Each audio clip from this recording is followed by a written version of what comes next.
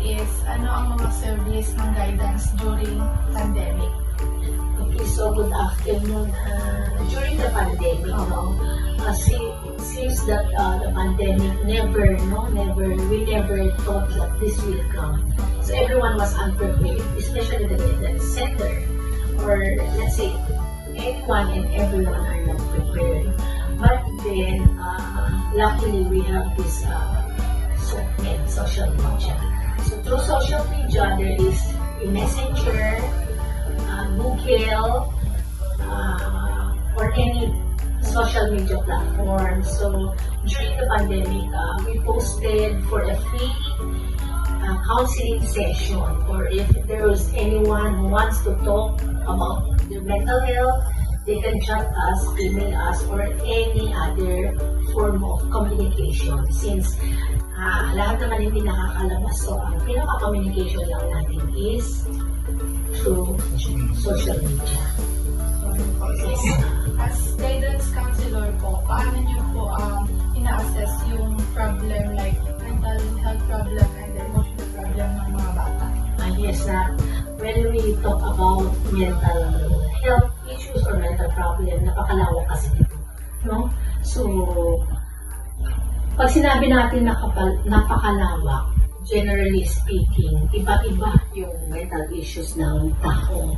So, most likely sa school setting, no, na kung saan doon tayo nagtatrabaho, ang pinaka-common na issues ng mga bata o ng mga estudyante is peer pressure, academic performance, no, and family. So, doon sa tatlo na yun, doon nagsisimula yung stress and pressures nila. And kapag ito hindi na rule out or na-deal, it will go into anxiety. So, ano yung mga symptoms ng anxiety? So, hindi sila nakakakain ng maayos, nakakatulog, or or most likely, hindi na sila nakakapag-function ng maayos. May mga symptoms na sila. So kapag gano'n na yung cases, nire-refer na sila sa psychologist or psychiatrist. Although, ang task ni guidance counselor ay pwede rin kami psycho-education therapy. So, sa mga na-encounter niyo po na ganong problem ng mga bata, sa tingin niyo po, ano po ay yung mga ka-apekto sa mental health and emotional health na kanilang sa situation nila?